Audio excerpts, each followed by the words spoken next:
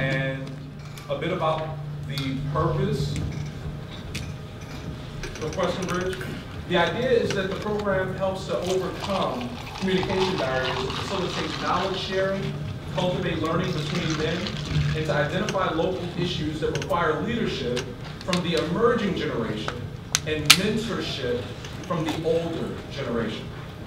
The goal is to discover actionable pathways toward holistic development of Black men and boys, work related to education, family structure, community. The rules of engagement for the evening: all questions are valid. We ask you to be respectful and conscious of this space. We welcome people who self-identify as Black males to be active participants in the conversation, and invite those who do not identify as Black males to passively participate as privileged witnesses to the process. We want to make space for this to be, and would hope that it might be, an uncomfortable conversation, so we can identify areas ready for growth. Sometimes to learn, we have to get to this uncomfortable place, experience dissonance. Out of respect for our limited time, please try your best to take a second to fully formulate your questions. And this is especially important for my panel. Please speak your truth and allow others to speak theirs. We are only asking you to represent yourself and your story. So those are our rules of engagement. Now I have the pleasure of introducing this motley rabble. So, first we have here Mr. Timothy Hopkins, Winthrop University class of 1983, bachelor's, class of 1985, master's, and class of 2000, education specialist degree. Mr. Hopkins is a member of the Winthrop University Board of Trustees and Executive Director of Instruction for the Kershaw County School District. In this position, he has direct responsibility for supervising 11 elementary schools, 4 middle schools, 3 high schools, and more than 10,000 students. In addition to serving as a career educator, he simultaneously served and completed a distinguished career in the United States Air Force, in the Air Force Reserves, retired from a 23-year career. We're talking about double duty, people. Full-time educator, full-time airman. Throughout his career, Mr. Hopkins has served on many boards and committees. He is most proud of his past service as Winthrop Alumni Association's Executive Committee and the Executive Committee of the Kershaw County Chamber of Commerce. Because of his exceptional leadership and educational experience, Governor Nikki Haley appointed Mr. Hopkins to the Winthrop Board of Trustees in March of 2011. He is the proud son of Mr. and Mrs. Lindsay Hopkins of Winsboro, South Carolina. He is married to Jewel E. Lee, Winthrop class of 1984. And together they are the parents of 2 children, Corbin, age 20, Alexa, age 14. Everyone, Mr. Hopkins.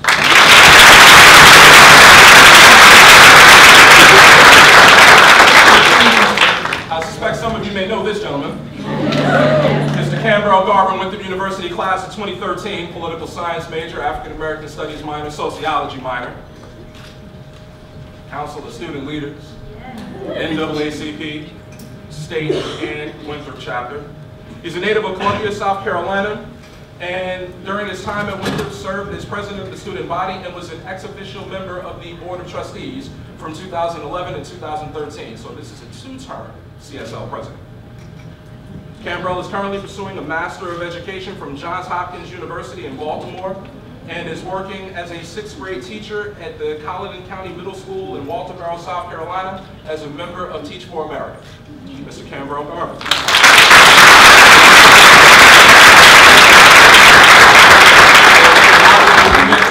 If I did not mention it, he was a member of Alpha Phi Alpha fraternity. He is. I mean.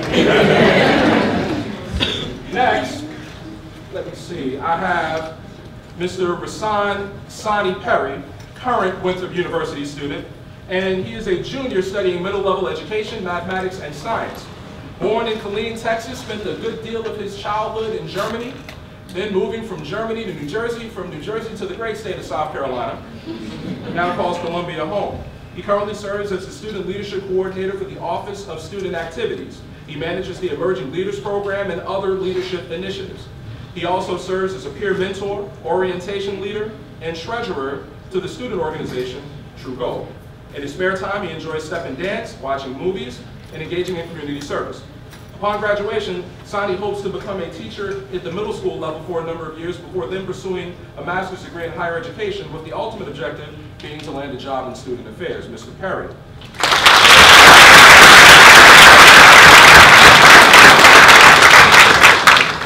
I want you to be especially good to my friend here. This is Mr. Joshua Dantzler, a sophomore at South Point High School here in Rock Hill, South Carolina.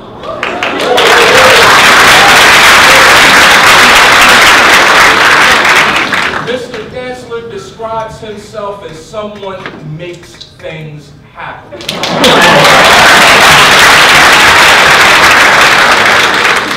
And in the time that I've known him, I know this to be the truth. He was born in Lancaster, but spent his entire life in Rock Hill. He is the youngest of 3 children, 2 older sisters, one of whom he calls a twin. He is a member of many student groups at South Point, including Pride, an African-American Male Leadership Society. Joshua has a passion for history and politics. His ultimate goal is to become the President of the United States. For those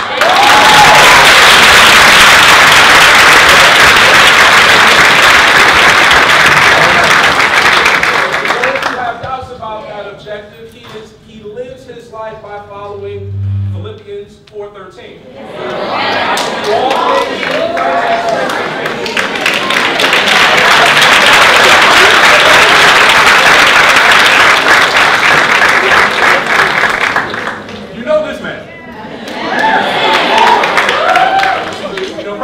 I wanted to pass the hat for the Winthrop Promise Scholarship when he was taking folks to church. I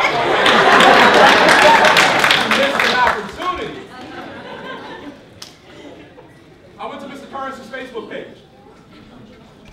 I sing, I play, I write, and there's no app for that.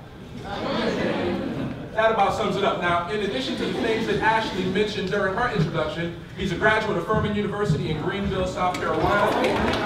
And I want to reiterate, this man is a musician's musician. Trained and moved in the spirit. And Grammy Award winning. And Dove Award winning. And you may have heard some of his work. He's worked with people like Maya. He had a song that was in the blockbuster hit movie, The Bourne Identity. And his music can be heard if you're out shopping for wares at Old Navy or in other national retail chains.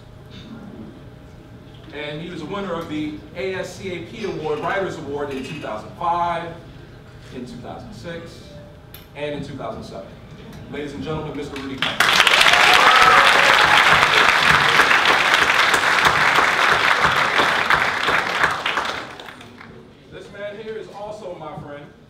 Mr. Randy Worthy, current Winthrop student, who is majoring a senior, give it up for the senior, in finance, transferred to Winthrop from York Technical College, is a native of Chester, South Carolina. And he is also a licensed insurance professional with the dream of being one of the highest grossing financial planners in the Southeastern region. Randy is also an active member of the True Gospel Church of Christ in Chester, where he works to uplift his community. He's paying it back, he's paying it forward. Ladies and gentlemen,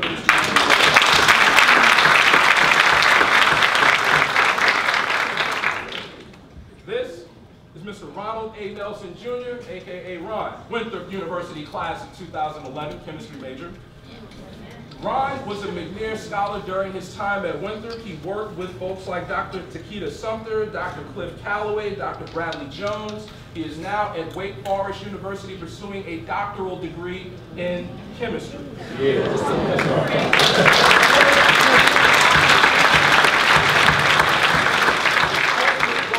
His ultimate goal is to attend medical school and to become a medical missionary.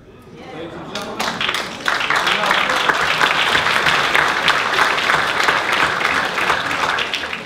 you may have seen this guy in the squat rack at the West Center, doing deadlifts, you know, those good muscle group exercises. This is Dr. Willis Lewis. An associate professor of economics here at Winthrop University. He is a graduate of Florida A&M University, Penn State University, master's, and Clemson University, doctoral degree. His research and teaching interests include regional growth, economic development, welfare reform, issues in higher education, and rural policy. His work has been published in a number of journals, including Rural America, the Southern Business Economic Association, the Journal of Academic Administration and Higher Ed, and in Rural Dimensions of Welfare Reform. Lives in Rock Hill, and I would be remiss if I did not mention, a member of Kappa Alpha Psi Fraternity Incorporated, in a native Georgia. That's like in the heat of the night. Dr. Lewis.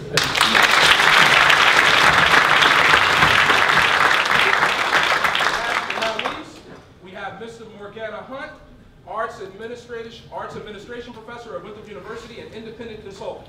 He holds 2 degrees from The Ohio State University with a 3rd degree in progress. Dr. Soon, Dr. Soon, Dr. Soon. Morgana is a faculty member and advisor on Winthrop's Master of Arts Administration program. He is also an independent contractor and a consultant with 3 firms. Provides a variety of professional consulting services to the arts, nonprofit, and for-profit organizations and businesses, including the North Carolina Arts Council, the South Carolina Arts Commission, the Arts Council of York County, the City of Rock Hill, the Old Town Association of Rock Hill, and the City of Lancaster, South Carolina, where my daddy and them from. He has received multiple awards and recognition for his work across the United States and abroad, including the Community Enterprise Award, the City Shapers Award in England, the Latin American Excelente Award, and the Mayor's Certificate of Appreciation for his work in Charlotte, North Carolina. And in 2010, he received the Medal of Honor in Arts from Winthrop University. Mr. Hunt, and ladies and gentlemen, your panel. Prerogative in the following way.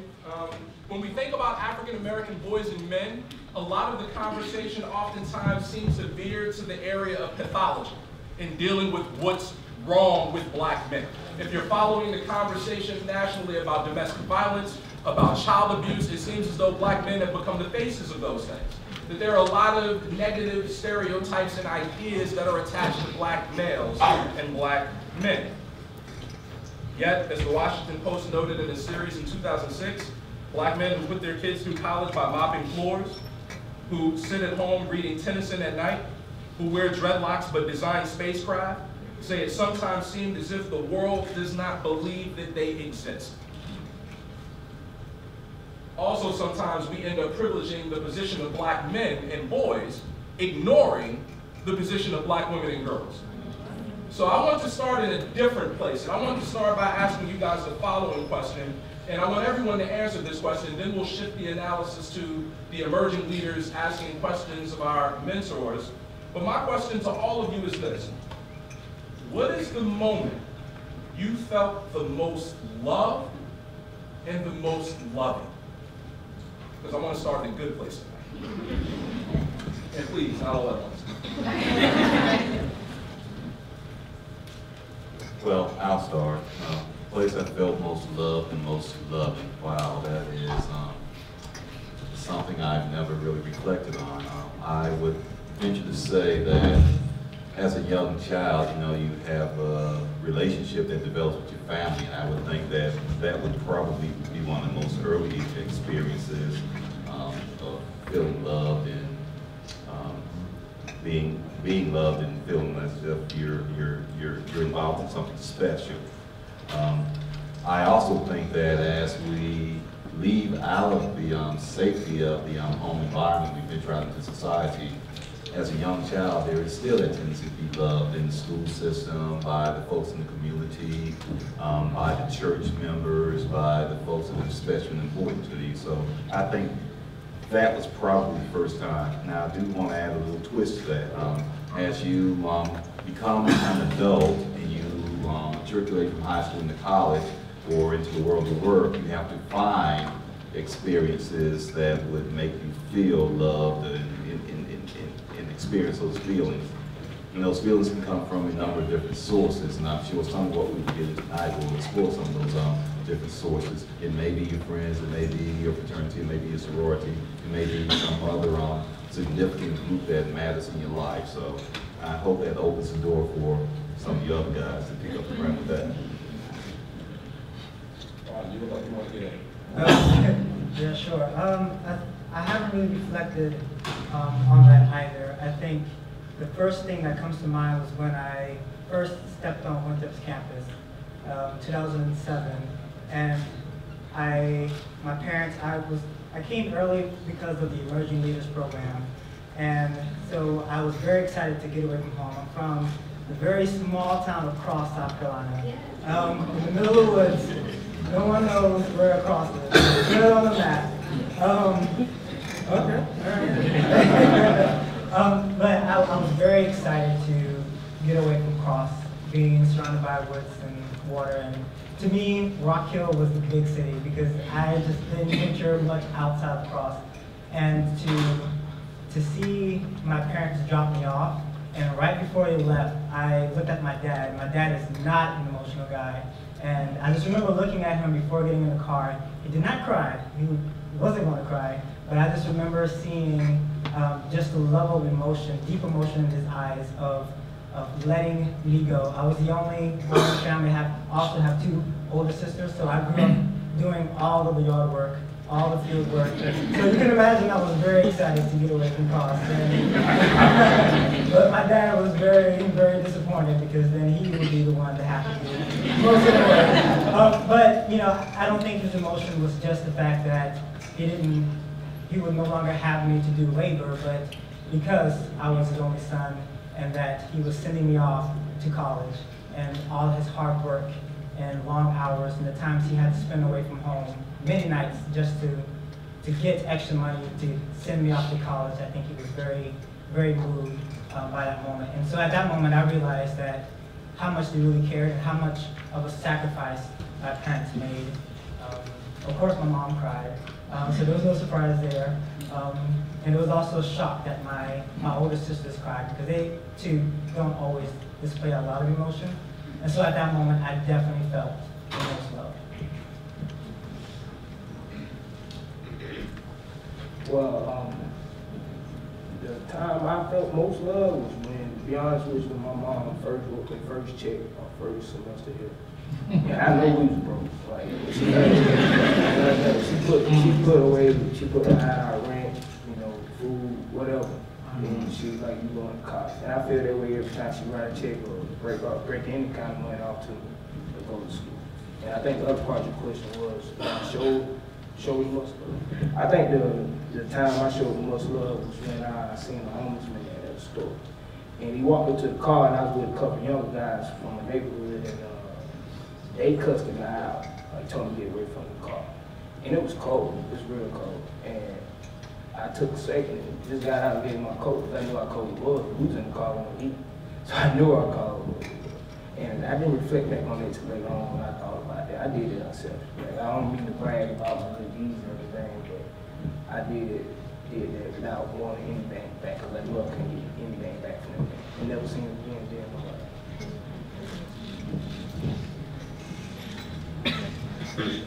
I'll speak. So for me, of course, you know, now I have this title, Grammy Award winning. As a musician, my brother and I, my brother's here, my parents are here.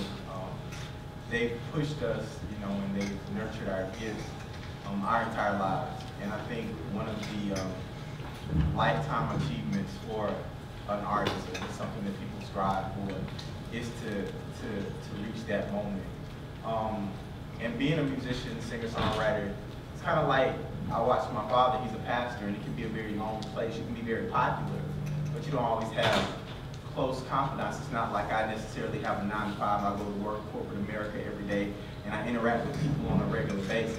So I know a lot of people, but I don't always have the pleasure of saying that I'm close to a lot of people.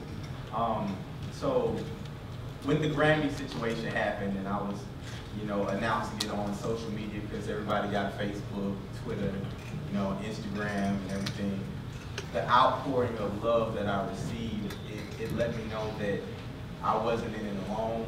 that we weren't in it alone, and that there were a lot of people that I didn't even know that were rooting for me to win. Rock Hill was rooting for me to win. You know, certain people from Rock Hill, from my home church, you know, just different paths that I've crossed in my whole life, and I think that that was not only significant, but in a lot of ways life-changing, because I kind of put out an atmosphere, and I told my brother that, hey, you know, when I did the record with Craig, I said, we're going to win a Grammy for this, and I forgot about what I said, but months and months later, God didn't forget, you know, and it's like, it came full circle. And as far as not only receiving the love, it was a great moment that I could also extend the love, because not only do I feel like I won a Grammy, but I feel like my family won a Grammy. I feel like Rock Hill won a Grammy. So that was an amazing experience for me. I'll go next. Everybody hear me? Okay. I can say that I've experienced love from my inception. That's a mother's love. I can recall being like a 5-year-old, and my mom was working on her degree in speech therapy.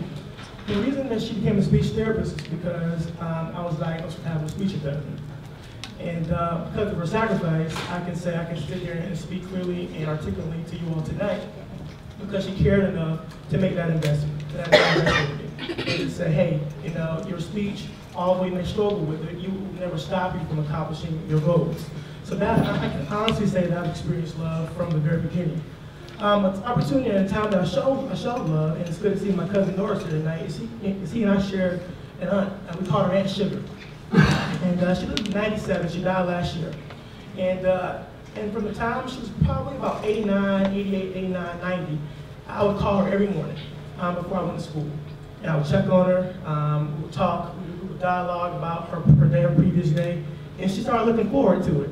And I started looking forward to it as well. And this was in middle school, 11 or 12-year-old. And so, you know, just really that caring and showing that compassion for somebody elderly was an opportunity that I had to show love to someone else. I would say I think the time I felt most loved was probably the summer that I came into Winthrop. I'm the first person in my family to go to a 4-year institution, so I'm like a first-generation student, and I remember the first time I got that bill in the mail, I was like, oh, Winthrop playing.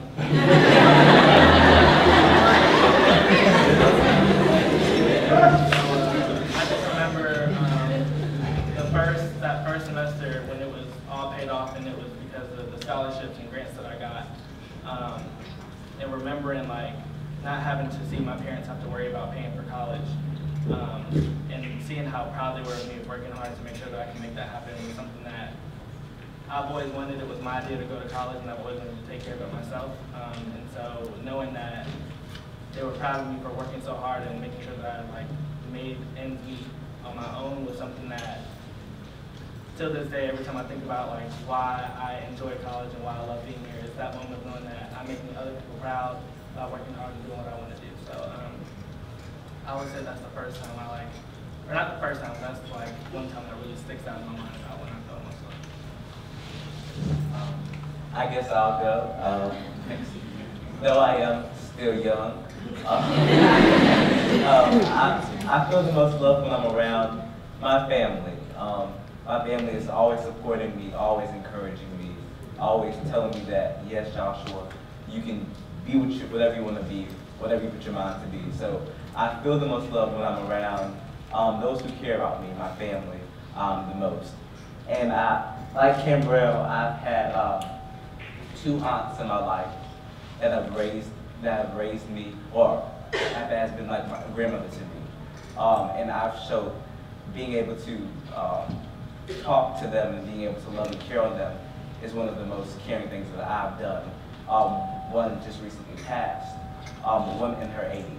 So being there, talking to them, spending time with them, just caring for them has also been a very good experience on my behalf of knowing how to care for someone in return.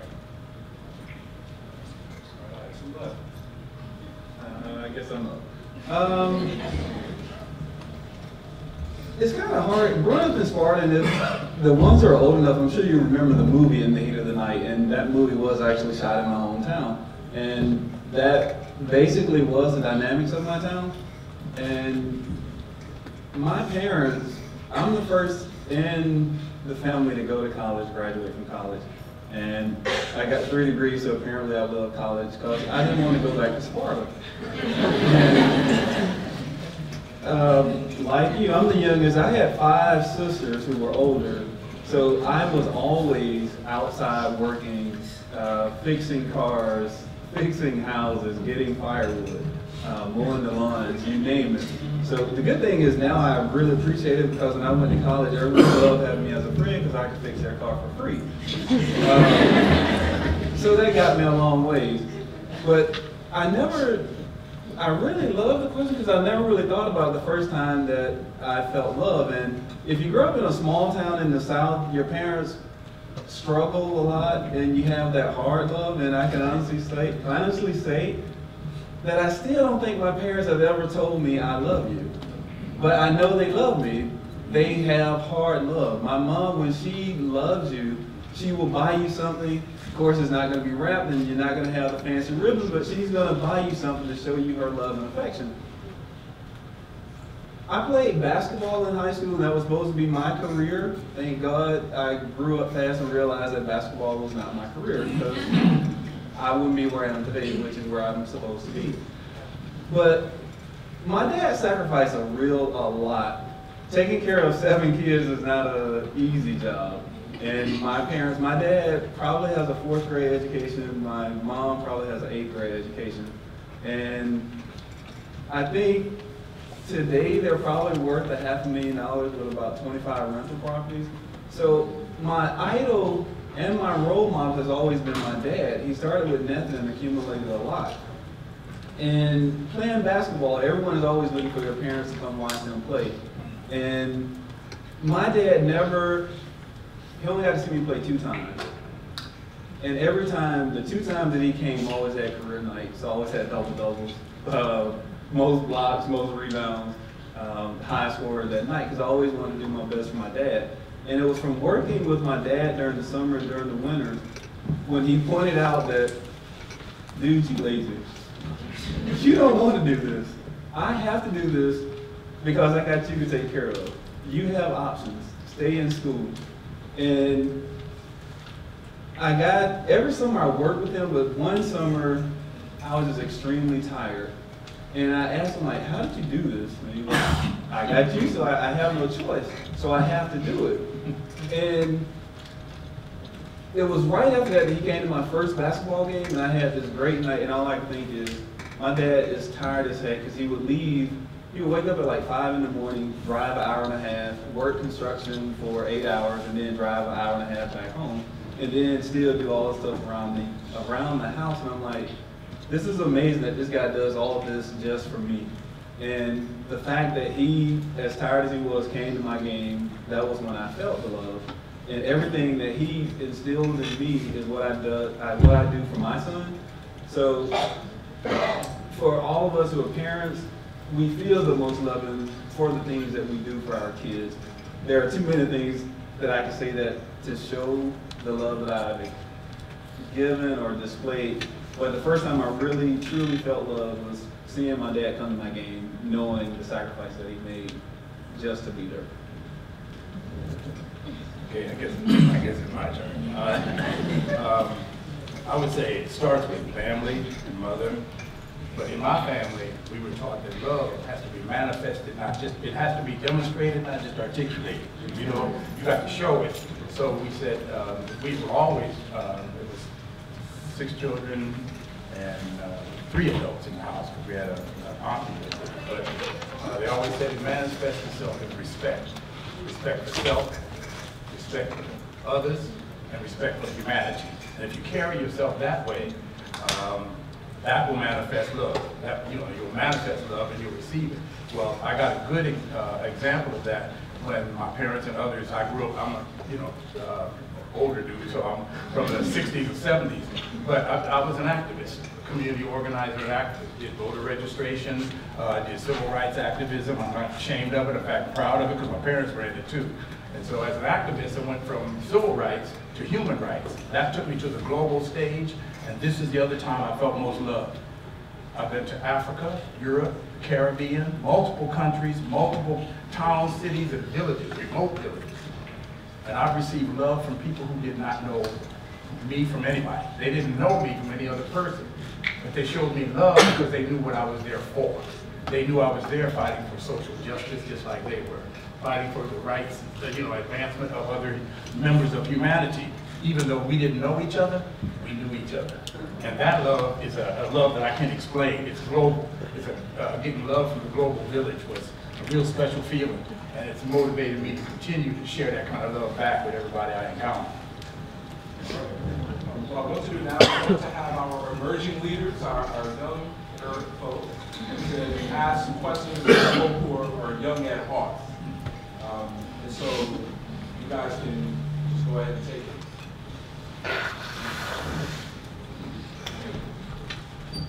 In looking back, I guess, over your lives, what is the biggest piece of advice that you can give a 15 or 20 or 30-year-old sitting on this panel or in this audience tonight?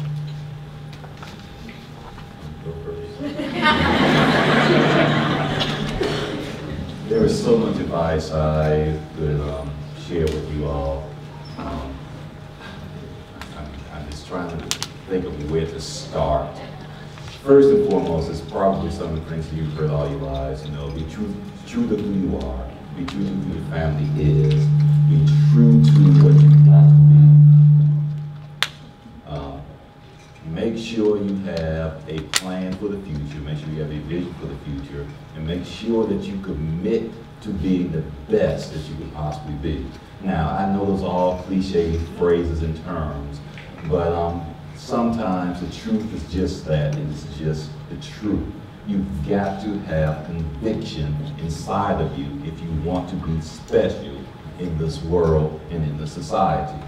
There's no shortcut to reaching success other than the hard work, the preparation, and the desire to be the best that you want to be.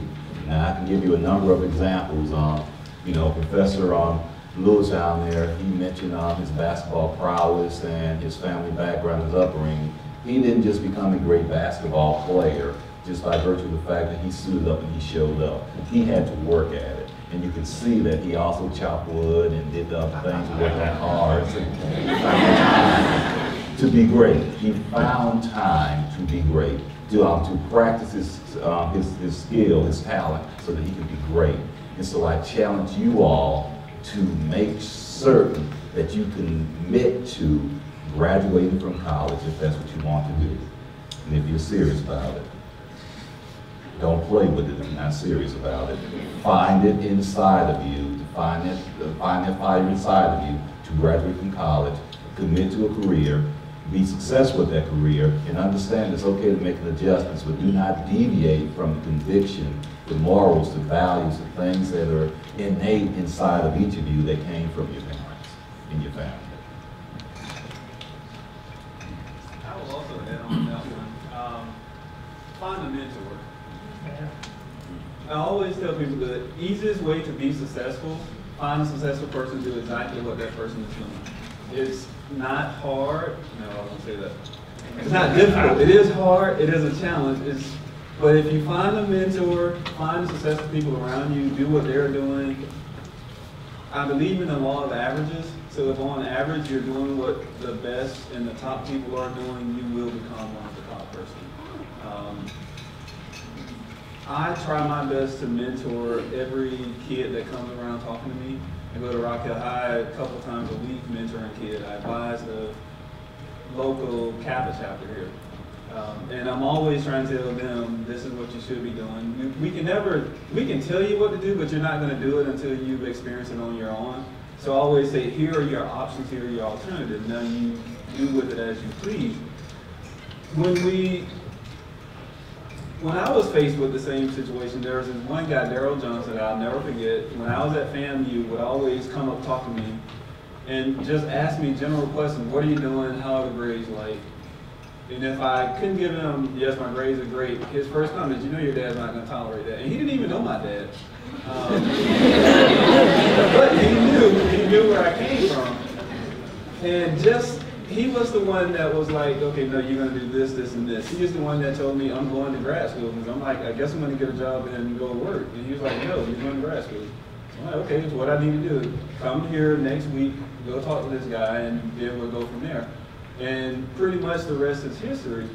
But he saw something into me that I didn't even know existed, and he put me on the path. So if you find a mentor, wherever you want to go, find a person in that position. And it doesn't have to be another black male, it can be anyone. Two of my current mentors are white females, and I always bounce ideas off them because they are ahead of me in academia. So if I want to move up, I need to do what they're doing. So they are the ones guiding me. Don't think that you have to look for someone exactly like you to get in the right, to put you in the right position. But finding a mentor, in addition to the little cliches that were just given, I think is always the best thing to do to guide your career. Mine will be simple. Develop an attitude of lifelong learning. The minute you think you know it all, you're done. An attitude of lifelong learning. And basically a sense of responsibility, and that means a will to work. A will to work not only for yourself, but for others. I find a lot of people willing to work hard, but sometimes only for self. I would say, I'd like to suggest that, at least in my generation, because of the way I was raised, we were taught everything you do for yourself, remember there's somebody else who needs or wants the same thing, you have to make your contribution to them too. So lifelong learning, a sense of responsibility, and a willingness to work. Because you can blame anybody, you gotta take responsibility yourself. So that's what I would say.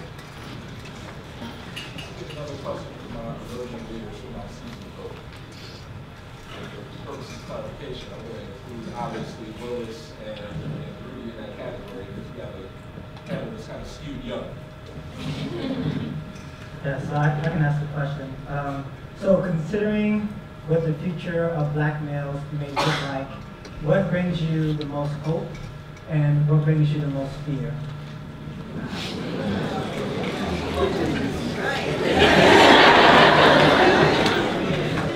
I'll kick this off. I'll start this time. The most hope is because I know there are hundreds, and I mean hundreds of thousands, if not millions, of African American and other men of color that I see who are doing the right thing every day. They don't get the publicity that the ones of us who mess up get, okay? That gives me hope, because I see them every day doing the right thing. That gives me a lot of hope. The fear is when we buy into some of the someone once told me, don't get angry with ignorance, because it's an imposed condition. But some of us embrace ignorance like it's culture, and when I see that, that causes me fear. Because when you embrace ignorance like it's your own culture, you can self-destruct, you can implode. That causes me fear. The other causes me hope. That's it.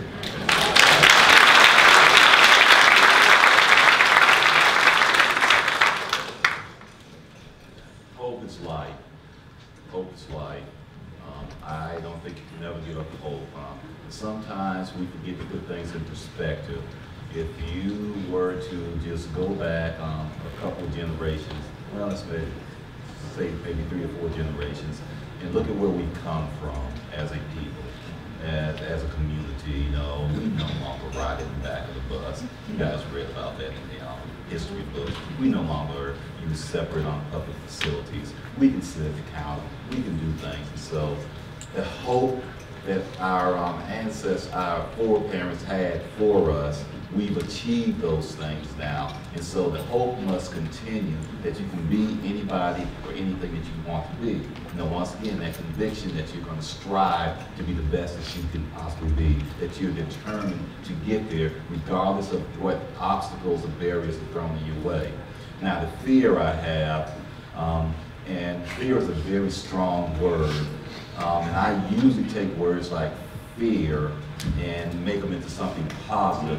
It's okay to have some fear inside of you because it keeps you on your toes, it keeps you motivated, it keeps you mentally sharp to continue to strive to do better.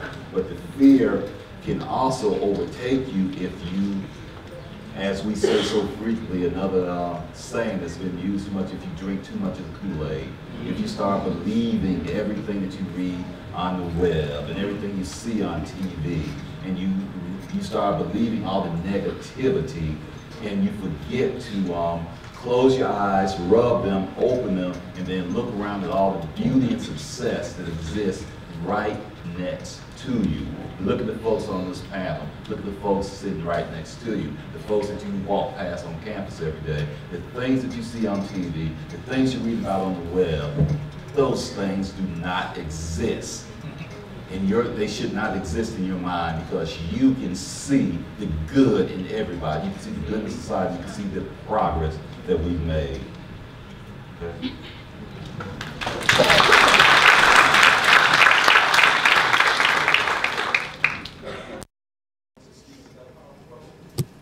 I would like to add, when we say what gives me hope, when I see a young gentleman like this here on panel,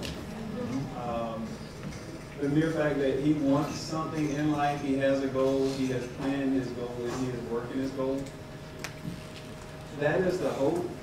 Fear, I try not to dread on fear and don't think about fear because I know stuff happens. Stuff is always going to happen.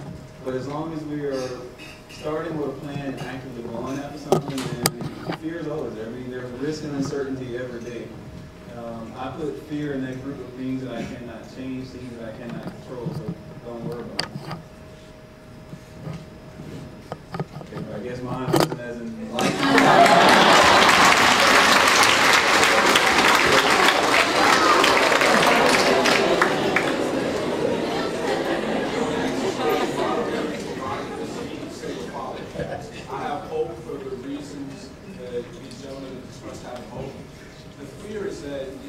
Generationally, as Mr. Hopkins expressed this to me. My father's father, my grandfather, had an 8th grade education, was a sharecropper in Memphis. My father graduated high school, worked as a physical laborer. He's now a janitor at the United States Post Office. I'm a full professor at the university. My fear is that my daughter, my son, drop the ball. In the space of 3 generations, we've gone from, Gills Creek, Cane Creek, Lancaster, Roanoke, VA, to this. And so my fear is that I failed them in preparing them to take what we've managed to build, my wife and I, and then they can't carry it forward. And to extend that to community is the way that Moringa is pushing us. My fear is the future. We do everything that we can to get you ready to go out and face the world, and you fail. Because if you fail, my daughter's in trouble. And my son will be born in December. My son is in trouble.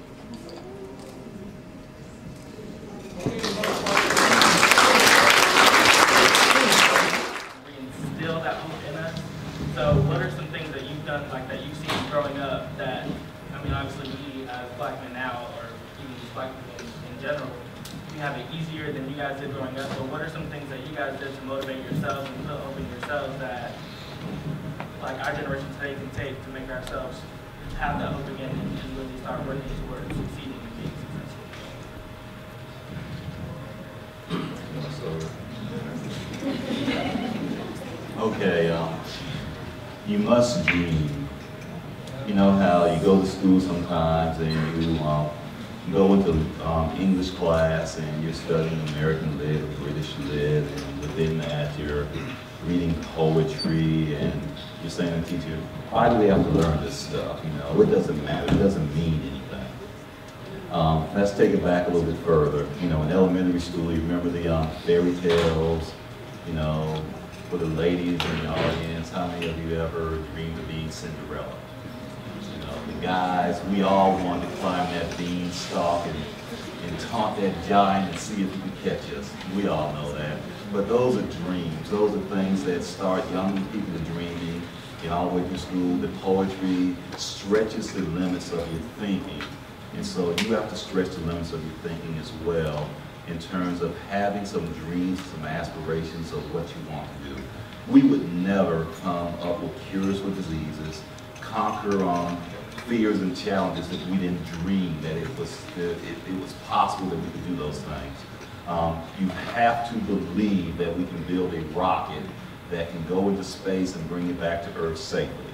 You have to believe that you can dive into deep water and you can hold your breath long enough to swim and come back to the surface and take a breath of air. You have to believe, you have to dream, you have to push the limits. And so to bring that a little bit closer to you and your question, you have to look to the future and decide what you want your future to look like. And then you have to make that future happen. You make it happen within, the realm of the larger society, but you have to see what's out there.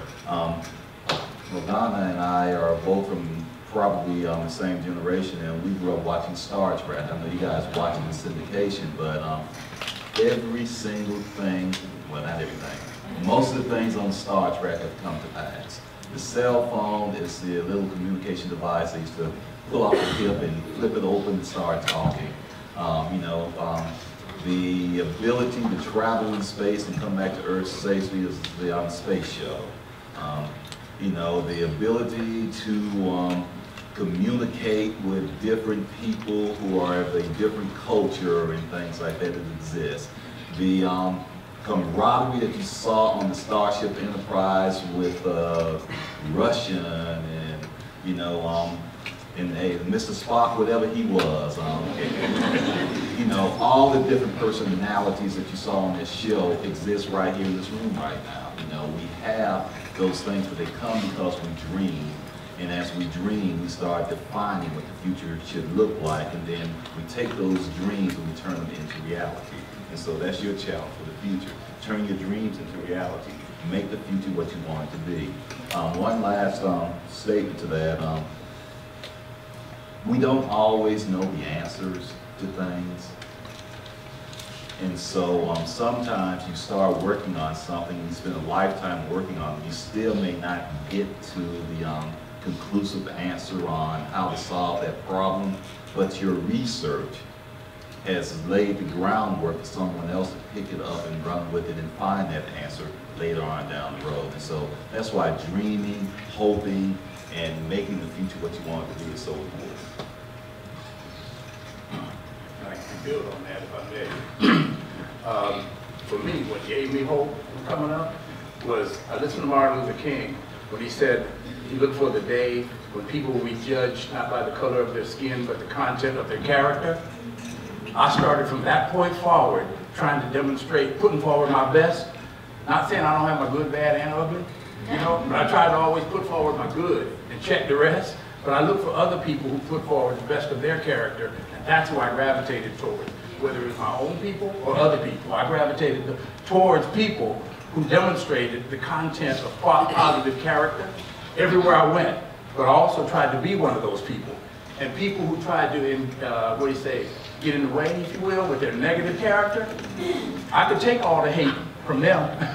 They could hate me all they wanted, but I was not going to be drawn into negativity. I would suggest the same thing with this generation. Be drawn to people whose character shows the content of character that you would like to emulate, that you would like to be an example of. Connect with more and more people like that, and you'd be surprised it has a multiplier effect. A multiplier effect. Well, that's the only way I've seen positive. Push aside negativity. A lot of times we give too much credence and too much presence to negativity because we gravitate to it. Move away from negativity and gravitate towards those who exhibit positive content of character and be one yourself.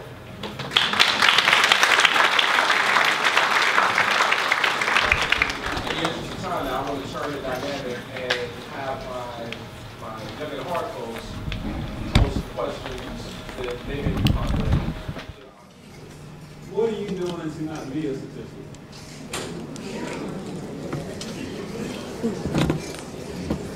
I'll start it off.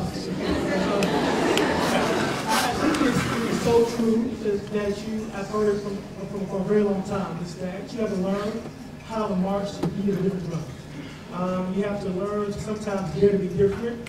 You have to learn, you know, maybe what you're doing may not necessarily be the popular thing. I was a kid in school, elementary school, who had his shirt tucked in his pants. You know, back then it wasn't cool, but when you got to college, I was mad. So dare to be who you are and be true to who you are, you know? And if you say remain true to who you are and don't get bound by peer pressure, and, you know, it's so easy.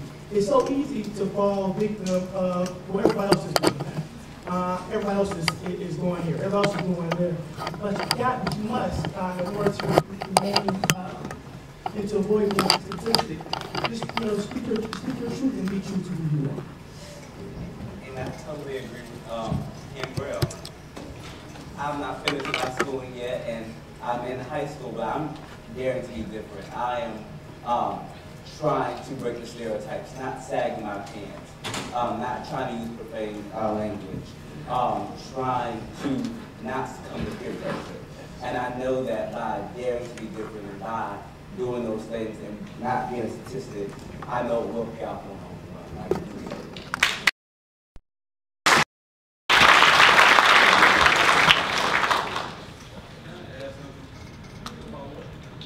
You know there's nothing wrong with sagging your pants, right? And some of you are looking like, why would I say that? I wore my pants sagging. It actually started, well, it became popular in the 80s when NWA came out, Dr. Dre and Eazy-E. And of course I did the same thing and had the loose earrings, crazy haircuts. How did I go from that person to this person? Now I'm boring and dull and dry, but I'm so much more happier. And the thing is, with all you're saying, we are the average of the 5 people that we spend the most time with. As a youngster, I spent most of my time with thugs and hoodlums. But I always, as an economist, we always say operate in the present or the short run, but plan for the long run. I always had my eye way down the road, years down the road. So I knew that I can sag my pants now as a teenager, but I actually had a cousin to influence me to let me know that when you graduate from college, nobody's going to give you a job looking like that. That next day, I changed my outfit, cut all my hair off, and started walking straight and narrow. So there's nothing wrong with sagging, just sagging when it's appropriate.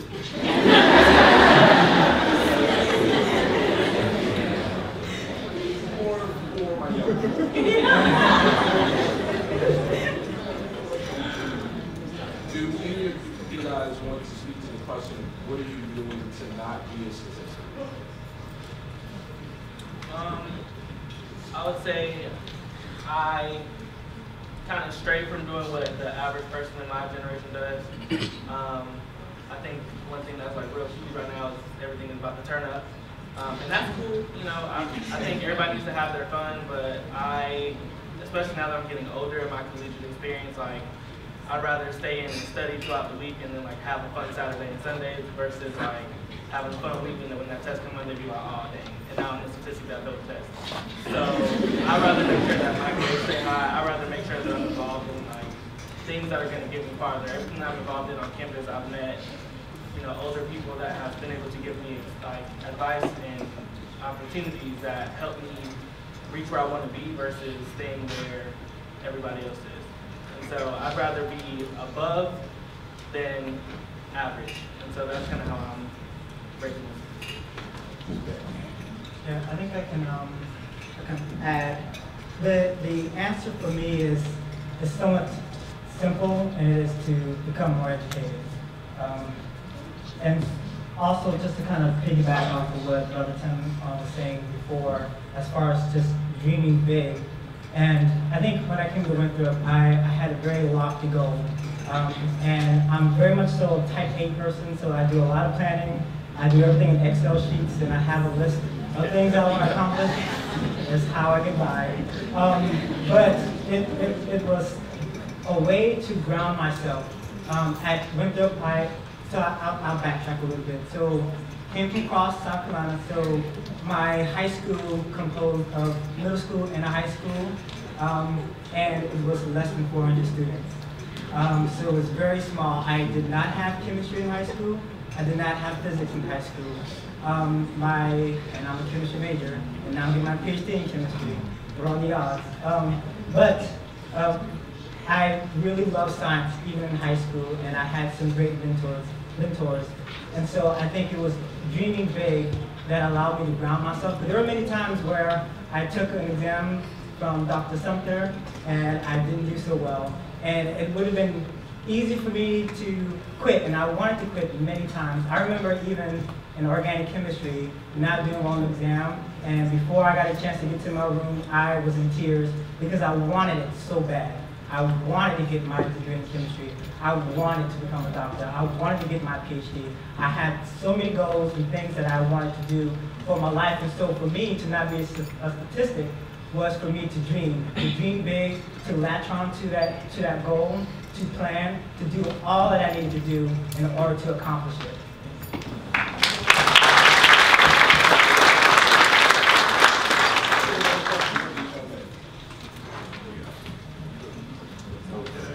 Let me ask the young folks, you know, this is something that you guys don't think about, but what do you want your epitaph to be?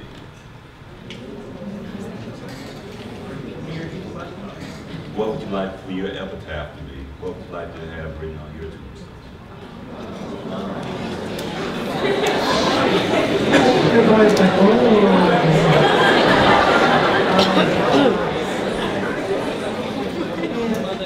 I think that's a great question.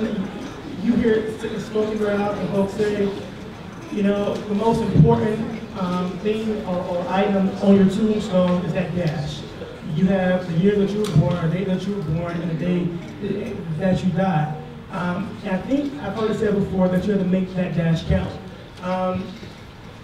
In regards to what I want my tombstone to say, that's a good question.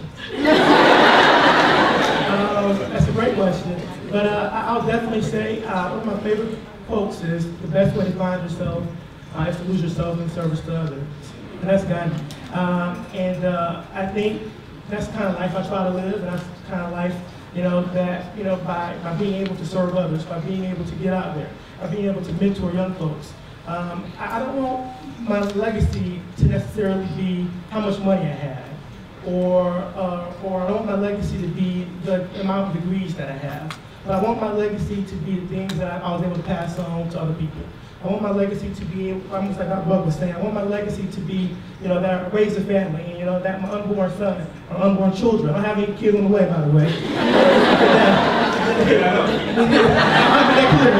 I made that point there, that, you know, that I was able to leave a lasting impact for them.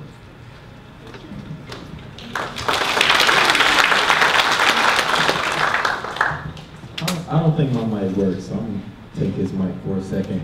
I don't know which group I fit in, so I'm going to speak as well as one of the youngest. But I wrote a song, and it's called Songwriter. And what that song speaks to is how eventually we leave our mark or our legacy on the world. So it's a perfect answer to the question, so I figured I'd chime in. I had a good friend of mine who was a singer-songwriter. His name was Marcus, and he passed away actually a few years back on New Year's Eve. And when I sing the song at shows a lot of times, I'll mention him and talk about how since his passing, it's inspired me even more and given me even more determination to pursue my dreams. And we've talked a lot on the panel about, you know, dreaming big. So for me, it was made very real that I want to leave my legacy through song. And song doesn't always mean literally writing a song, but I think it speaks to the creative side of all of us. Like, whatever your dream is, I want to make sure that I don't leave this world with an ounce of talent left in my body. I want to have given it all, so that when I leave, somebody's been made better through my quote-unquote song. Somebody's been touched in a positive way through my song, so that I've made a difference in my community, so that I've made a difference in my city, in my state, in my country, all across the world. When somebody asks me, you know, hey, what do you want to do in music? I want to change the world. It's not about being popular. It's not about being IG famous. It's not about being Twitter famous. You know, I was telling my brother earlier today, a lot of times we post pictures because we want to get a lot of likes, but at the end of the day, what does that translate to me? You know what I'm saying? Like, we live in such a disposable society where somebody can like you today and not like you tomorrow. But ultimately, your song, you know, that's what you're going to be remembered by. Your legacy, that's what you're going to be remembered by. So that's what we should all focus on.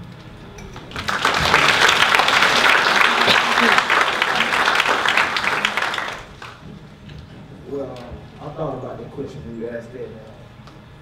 The way I live life is every morning I wake up and I got a new chance. I can, whatever happened yesterday, I can start over. If I was lazy yesterday, I can hustle hard today. And I wake up feeling like that. So, you know, if I have to go today, tonight on my way home, I want my tombstone to say, he died trying.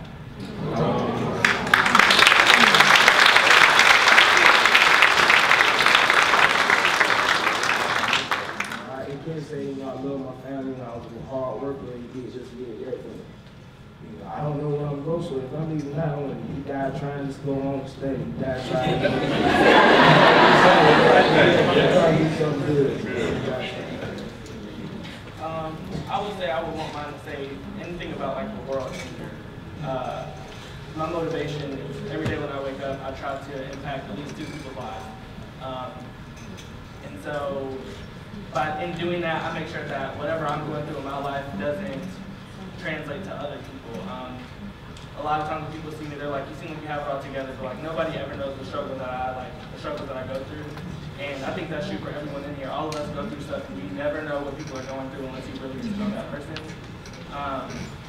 And so one thing I always do is I try to make sure that I always stay like upbeat. I try to keep people laughing. I try to keep people motivated. And I try to make sure that I get the best out of everyone. Part of the reason why I'm a mentor. But I want to make sure that I impact at least 2 people every day and motivate them to impact 2 other people and just keep it going, make a chain reaction. Because the more people that are impacted by one person, the more you create a better world. And so that's sort of like, that's my mission. That's why I want to be a teacher. That's why I want to be like in student affairs and things like that. Because you have the opportunity as one person to influence so many others to really make a change in the world and really make a change in the way people think and the way people treat one another. And that's just, to me, that's why we're here, is to make the world a better place.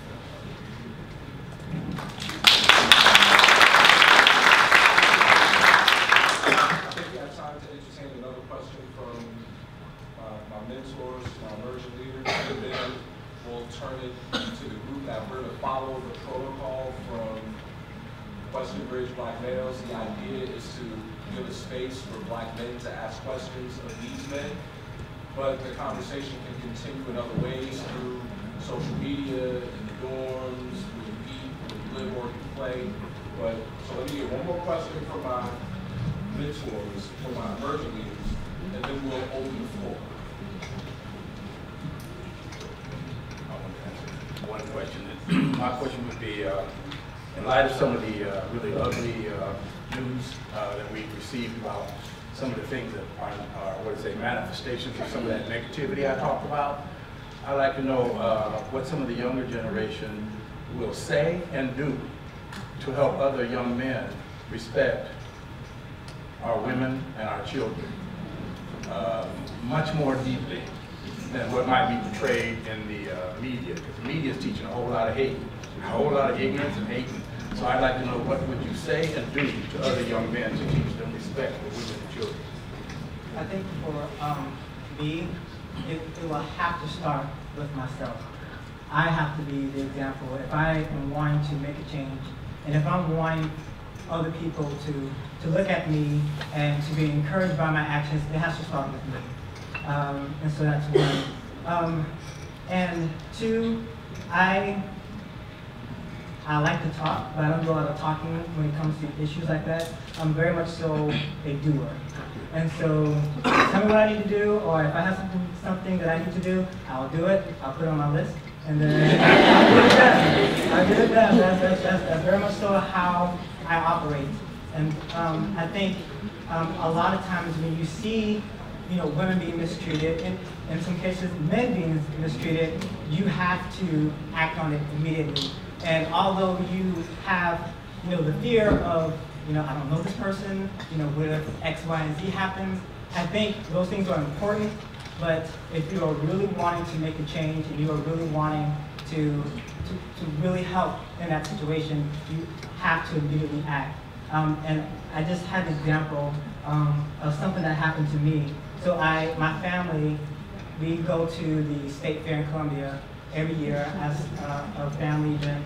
And so, not this current year, but the past year, after coming back from the State Fair, I was driving back to Wake Forest, Winston-Salem, North Carolina, and I was in traffic because everyone was leaving at that time. And on the side of the road, it was a guy who was driving this old Chevy car, whatever it was, and in the passenger seat it was a young black lady, and he was beating her, and he was relentless. He was, because you were in traffic, so you're standing still. Everyone was looking the opposite direction. No one blew horns. No one stopped to try to help this woman.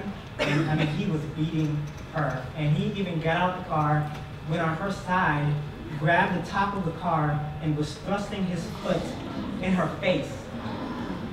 And so this was happening. And little old me, chemist, was man, why does this have to happen, to me? Like, what can I do with this little old body? I don't go to the gym. But, I told myself, and I was very careless, and I just had been reckless, in the sense that I just had to not care. And I immediately blew my horn, number one, just to let him know that, hey, I see you beating her. Didn't know to stop beating her. And then he decided to continue beating her. And then while I was driving, and so illegally, I did a U-turn in the middle of the road and began chasing him in my car throughout Columbia. And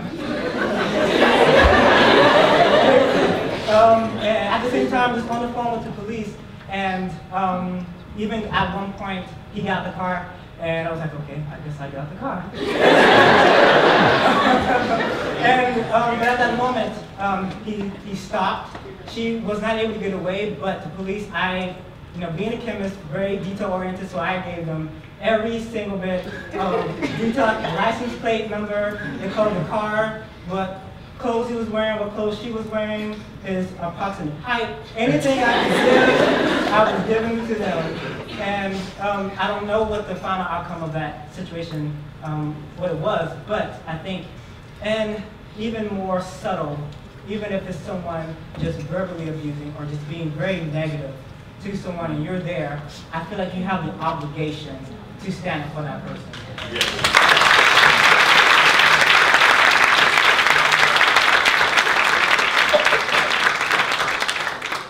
I totally agree with Ron. I'm not the most toughest guy, macho guy either, and I don't really work out.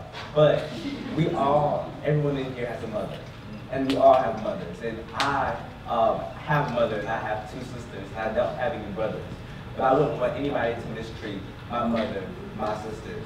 We have to remind ourselves, if we're seeing our mothers get mistreated, if we're seeing our sisters get mistreated, we want somebody to do that to them. So anytime we're in a situation like Ron, you're in that situation, we have to speak up. We have to take action. We have to do something happen.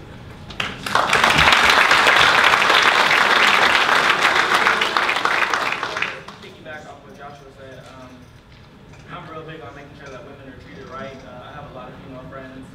I'm always there for my female friends. That's just sort of the kind of person I am. I'm a mama's boy, so naturally, I just have always learned to be respectful and treat them right. But I think one thing that, as black men, we really need to step up and do, like Joshua said, you don't want anyone to treat your mom like that, but also like, when you're treating a woman in any kind of way, like, you would be upset if someone did that to your daughter.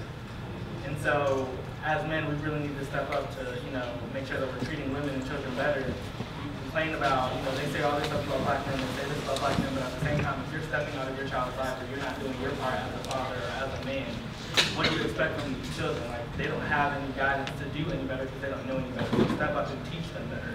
And at the same time, if you have a daughter, like, you should be telling her, this is not what you want in a man. A man who's going around, sleeping around on you, or hitting you, or treating you like you're just a piece of trash, that's not what you want. So I think a part of it is just sort of us stepping up to the plate and educating our children and our women to make sure that doesn't happen.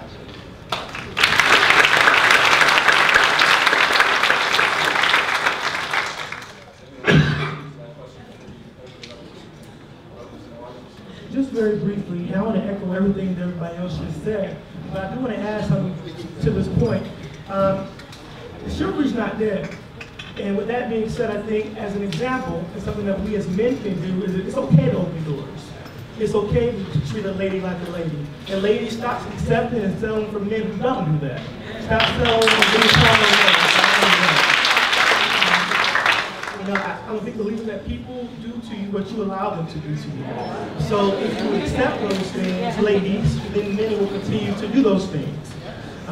So I think, you know, as men, you know, we must hold each other responsible. Okay, it's okay to treat a lady like a lady.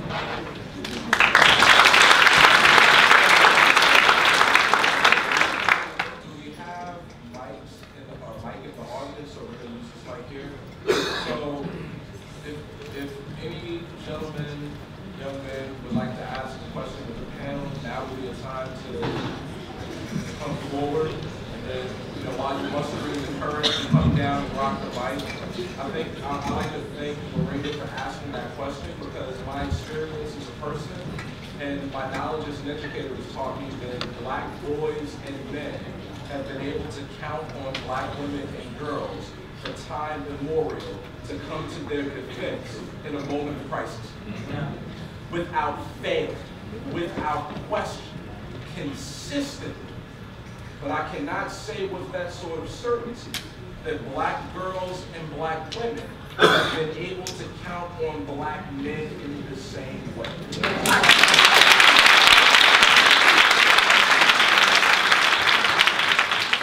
We have some time for questions from the audience. Please, not all at once. Do not be shy, brothers. You always talk about that they don't want to listen to the black man. Well, that means have someone coming down here. Why don't you make your way on out? Yeah, just form a line. Going down, we have my understanding it's Okay, I'm Reverend Dantzler. I'm the father of Joshua Dantzler.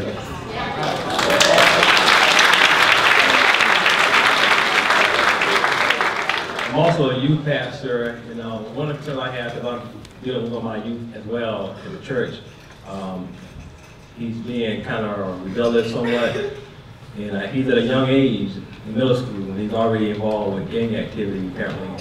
So how do we reach our young kids? Because they're getting earlier and earlier, it seems like getting feeling the need to join the gangs and so forth. And also you see on social media where you know the knockout is kind of old, somewhat down, but it's like there's no respect for each other. You even seeing girls fighting, or boys fighting, and putting on social media and so forth. How do we reach our kids and tell them that that's not the way to go and try to put them in the right path? Are you directing that question to our younger folk on the panel who are in it? Everybody on the panel, you know, anybody you want to speak to it. I think one thing, especially as a middle level major, I'm trying to work with the middle level students. One thing is that usually influences children to get involved in like gangs and stuff like that is that they don't have anyone at home to tell them that you are important, you have options, you have hope. And so a lot of times younger kids feel like there is nothing better except to join a gang. Because there I know I'm going to get someone who is going to have my back, quote unquote. Not always, but sometimes. I'm going to have someone that's sort of like a family member to me. And so I feel like the older generation kind of has to step up and make sure that they're inspiring the kids, and they're there for the kids, and they're at home and giving that love and support that people need to not want to get at other places. It's the same for relationships, anything like that. Whatever you're not getting in your home or your place, you're going to get somewhere else. So I think it's just kind of time for the older people to kind of step up and give that care and that need to the younger people. I'll also add, before we move on, I know Reggie is here with the Qs. The Kappas have a couple of mentoring programs where we're at Rock Hill High. I would strongly encourage, I think all the groups have a mentoring program. We are trying now, because I think for all of us, we are pretty set. Once we hit 14, 15, there isn't much you can do to change people. While we used to go to the Phoenix Center and talk to those kids, and they are the ones that are in those games. And it's amazing, as you just pointed out, all they want is someone to be in their life having some concern. And just the simple fact that if we didn't come in and ask those kids, hey, how was your grade, how's school, what's going on, they would be literally upset and quote unquote pissed off.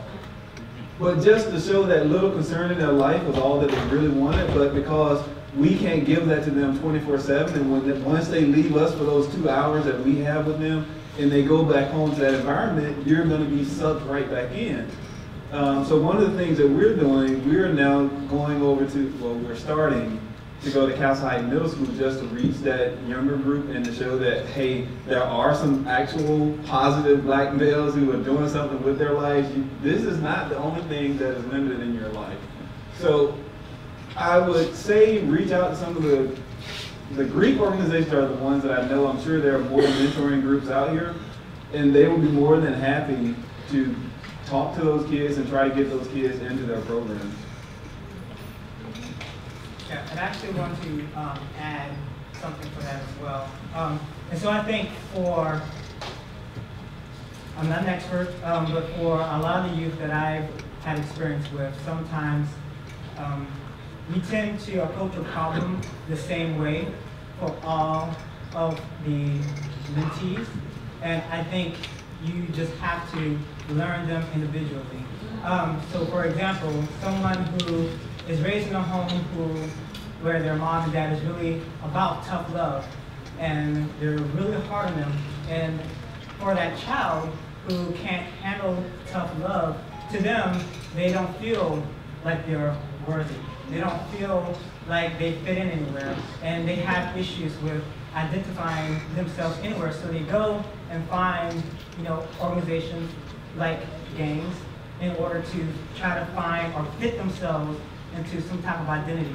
And so I think to begin addressing that issue, you have to first learn, how should I best approach this particular person, because they're going to be different across the board.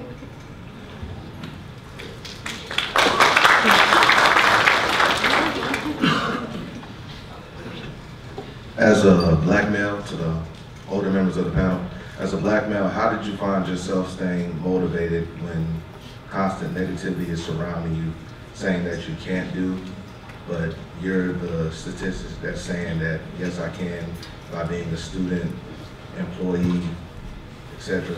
How did you stay motivated with that? I have a big picture of a Cadillac Escalade on my wall. That's actually what my mentor recommended to me.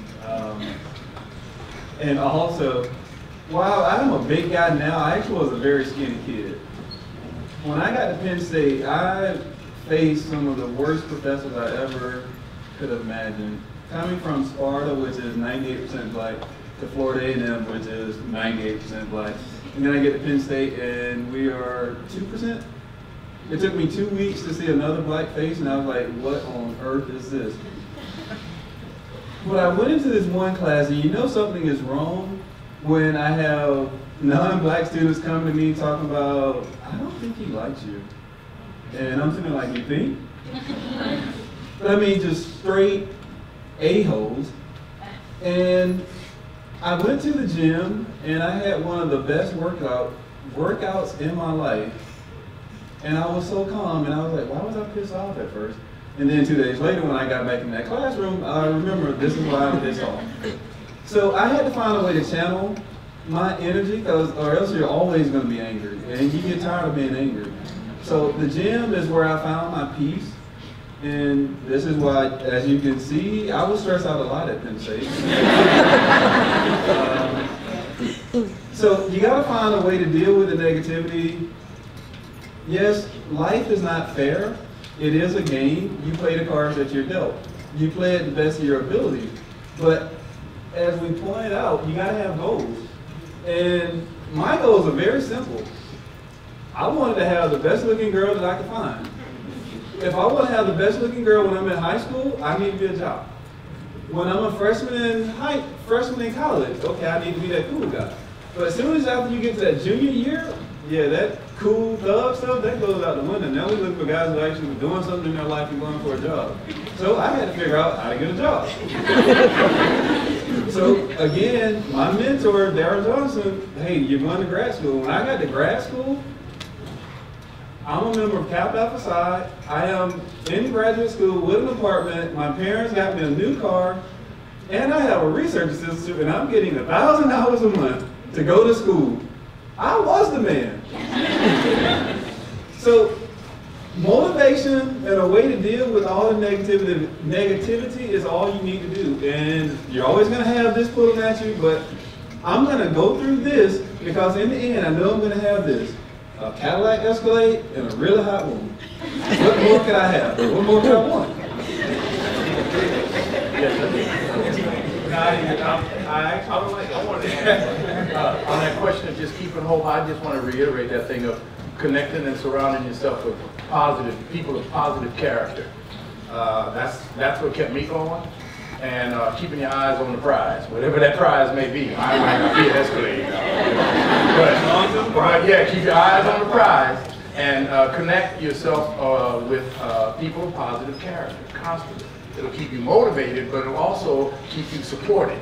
You know what I mean? No, you won't just have motivation to feel isolated. You'll feel motivated and supported. So that's what I would strongly suggest. And if you see a lot of negativity, just, stay away from it. That's all I can say. And don't expect for there never to be barriers or challenges in life.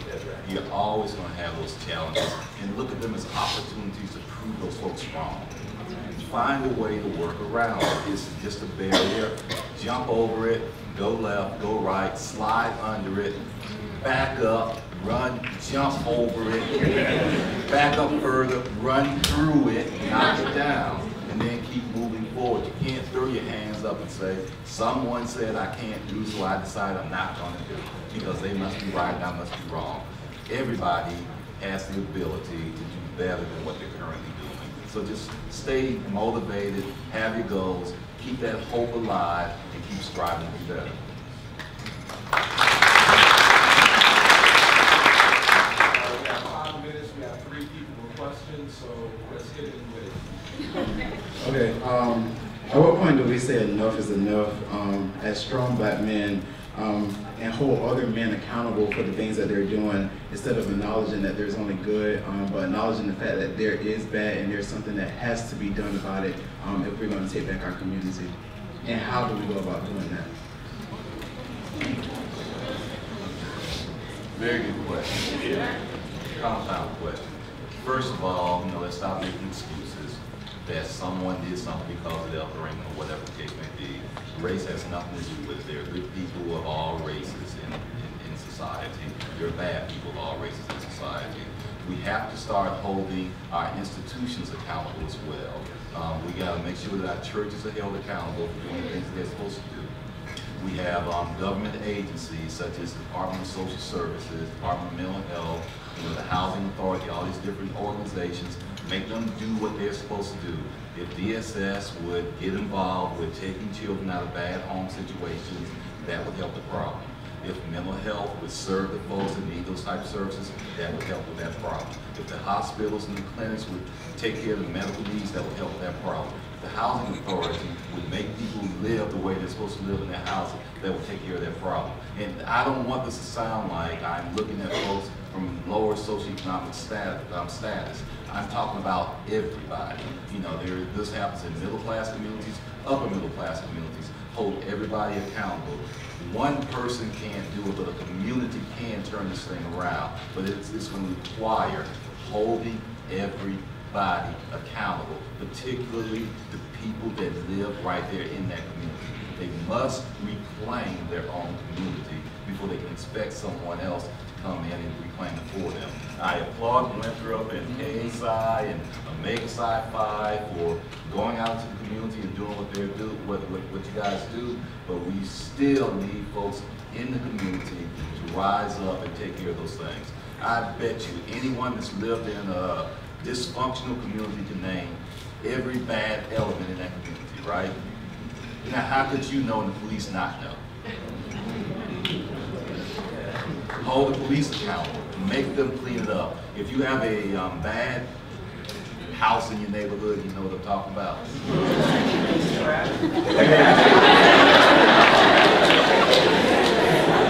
Put spotlights on that house and nobody will go to that house again. All you have to do is put spotlights on it.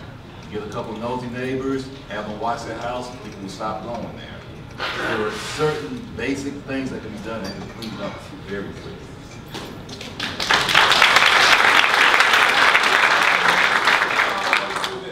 I'm going to flip it around, I'm going to let the brother go, and then the sister's going to get the last question.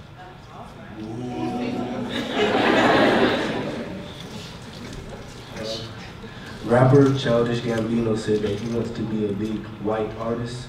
And basically what he means by that, well, what I'm going to ask y'all is, do y'all think that we as black men are still pondering under a glass ceiling after how far we've come? Like ultimately, do you think we still have to go under the white man to be where we want to be and be where we want to be? Let me.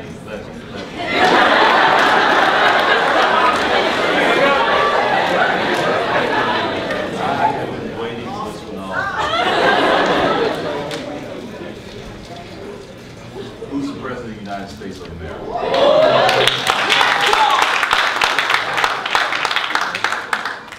Does the glass ceiling still exist? Rhetorical questions. The glass ceiling still exists when a black man, an African American man, can achieve the White House. Does the glass ceiling still exist? We have a black man in the United States Senate from the state of South Carolina. And I can run down the list of other successful people. Folks, I am not a trustee just because I'm a black man. I'm not a trustee because I threw my hand up and said I wanted to do this. You see my degrees up there, all three from Winthrop. I have a 35-year relationship with this university. I have been involved with this university since the first day I set foot on this campus. After graduating from Winthrop, I got involved with the Alumni Association. I've been just about on every committee there is to be on. And so I've achieved a level of involvement here that has resulted in this happening. And so I'm saying that to you to say that we can keep talking about glass ceilings, but glass ceilings are what those things I call barriers. You break them, you knock them down, you get around them, you get through them. You make your credentials so impeccable that no one can pick them apart and say that you're not qualified.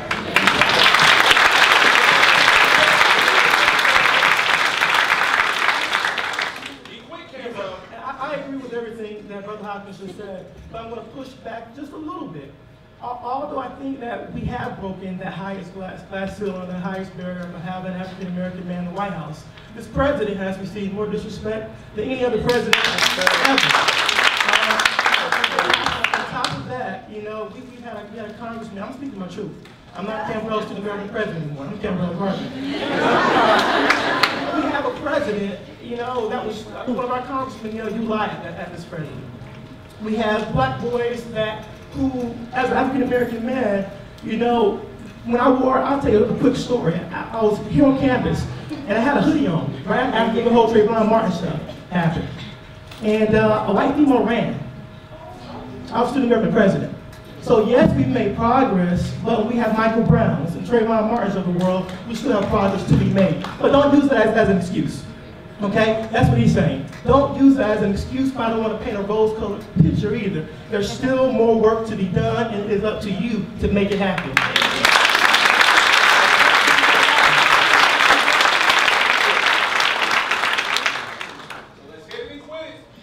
Okay, hi. I just wanted to ask the question. I have a little brother, he's in high school now, and when I ask him what does he want to be when he grows up, he I don't know what I want to do. And he has good role models. He has me, of course. My dad is in his life. I mean, he has a good job. You know, we living, you know, in a pretty nice neighborhood, and he's surrounded with people that love and support him. But yeah, I see the people he hangs with at school, like, they're not really motivated. And I'm saying, although he has all this love around him and all the support, how do we combat those negative influences in his life to get him to be motivated? Because you talk about having goals, but he doesn't even know what goals to start with. And I want to know, how can I motivate him and inspire him to know that he can be president, or that he can, you know, be the best at whatever he wants to be.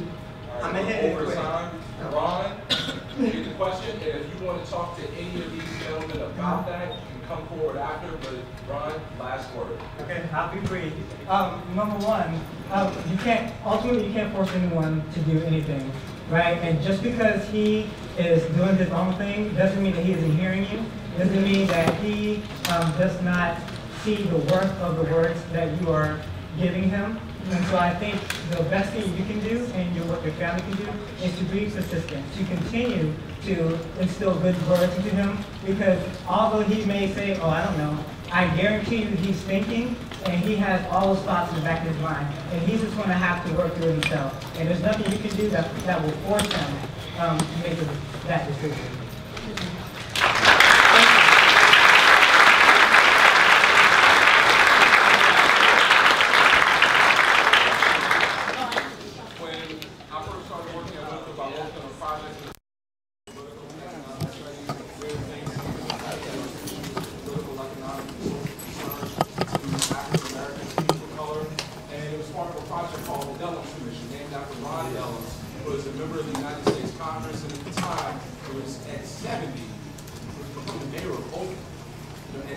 Still involved.